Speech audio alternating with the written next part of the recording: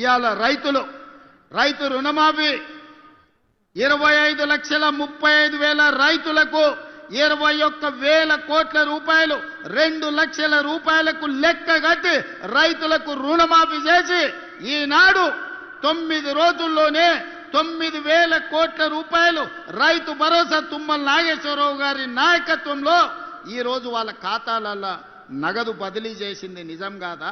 ఉత్త వ్యవసాయం మీదనే 1,15,000 కోట్ల రూపాయలు రైతుల కోసం ఈ రోజు మనము నగదు బదిలీ చేసినాం. రైతులకు ఉచిత కరెంట్ ఇస్తున్నాం. ఇవాళ రైతు బీమా పథకాన్ని మనం అమలు చేస్తున్నాం. అదే కాదు, ఆనాడు కేసీఆర్ అన్నాడు ఒరేసుకుంటే మీరు ఊరేసుకున్నట్టే అని. మిమ్మల్ని మాత్రం ఒరేసుకుంటే ఊరేసుకున్నట్టే అన్నాడు.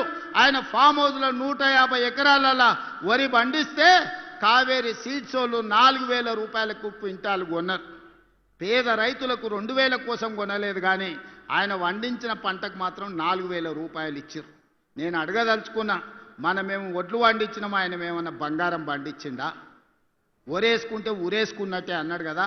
అలాంటి ఇదే రాష్ట్రంలో నేను వచ్చిన తర్వాత, ఇందిరమ్మ రాజ్యం వచ్చిన తర్వాత రైతులందరికీ చెప్పినాం, మీరు వరి పండించండి, సన్న ఒడ్లు పండించండి, గిట్టుబాటు ధరనే కాదు క్వింటాల్కి 500 రూపాయల బోనస్ ఇచ్చి చివరి గింజ వరకు కొంటామని రైతులు పండించిన ప్రతి గింజ దేశంలోనే ఈనాడు 2 ఏళ్ల ప్రతి పంట అత్యధికంగా ఒడ్లు పండించిన రాష్ట్రం తెలంగాణ రాష్ట్రం.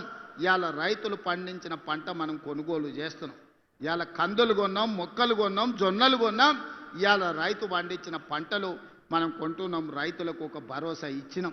ఒడ్లు మనకిస్తే 48 గంటల్లోనే వాళ్ళ ఖాతాలో నగదు బదిలీ చేస్తున్నాం. ఎన్నడైనా ఇట్లా జరిగిందా? ఆ ఎలా ఒడ్లు తీసుకపోతే మిల్లర్లు దళారులు కుమ్ముక్కై తాలు పేరు మీద తడి పేరు మీద క్వింటాల్కి 10 కిలోలు దండి కొడుతుంటే ప్రభుత్వంలో ఉన్న పెద్దలు వాటాలు మెక్కిండ్రు తప్ప గంగుల కమలాకర్ లాంటి వాళ్ళు మిల్లర్లతోని కుమ్ముక్కై వాటాలు మెక్కిండ్రు తప్ప ఏ రోజు కూడా రైతులను ఆదుకోలే.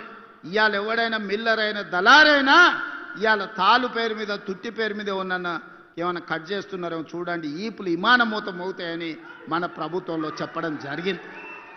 మిత్రులారా, ఇలా రైతులకు చూడండి, రైతు భరోసా కావచ్చు, రైతు రుణమాఫీ కావచ్చు, రైతు గిట్టుబాటు ధర కావచ్చు, రైతు బీమా కావచ్చు, రైతులను ప్రతి నిమిషం ఆదుకొని రైతాంగ కుటుంబాలను ఈరోజు రైతును రాజును చేయడమే కాకుండా వ్యవసాయం దండగా కాదు వ్యవసాయం పండుగ చేసి చూపిస్తామని ఈనాడు రైతాంగాన్ని మనం ఆదుకున్నాం. ఇక మా ఆడబిడ్డలు మా అక్కలు ఈడనే ఉండరు. నేను హెలికాప్టర్ల పైనుంచి వచ్చేటప్పుడు తుమ్మల గారికి చూపించిన పాలపిట్టలు లెక్క చీరలు చూడు ఎంత మంచిగా ఉన్నాయో. దసరా పండుగ నాడు పాలపిట్టలు చూసినట్టుంది మా అక్కలు ఆ చీరలు కట్టుకొని వస్తుండే. ఇవాళ మా అక్కలు కెమెరామెన్ అక్కడ చూపి మా అక్కలందరూ పాలపిట్ట చీరలతో ఎంత మంచిగా ఉన్నారు. ఇంటి ఆయన కూడా సంతోషపడతాడు, మా అక్కలందరూ ఇంత మంచిగా కనిపిస్తారు అంటే. ఇవాళ మా అక్కలందరూ పాలపిట్ట చీరలు కట్టుకొని ధైర్యంగా మా తమ్ముడు వచ్చిండు, పండుగ పూట చీర పెడితే మాకు సారే అని చెప్పి ఇవాళ తమ్ముడిని ఆశీర్వదించడానికి ఇంత దూరం వచ్చారు మా అక్కలు. ఆ ఎల్ల బతుకమ్మ చీరలు ఇచ్చింది. ఎన్నడన్నా మా అక్కలు కట్టుకున్నారా? ఆ అక్కల్ని ఆలోచన చేయమని నేను అడుగుతున్నా.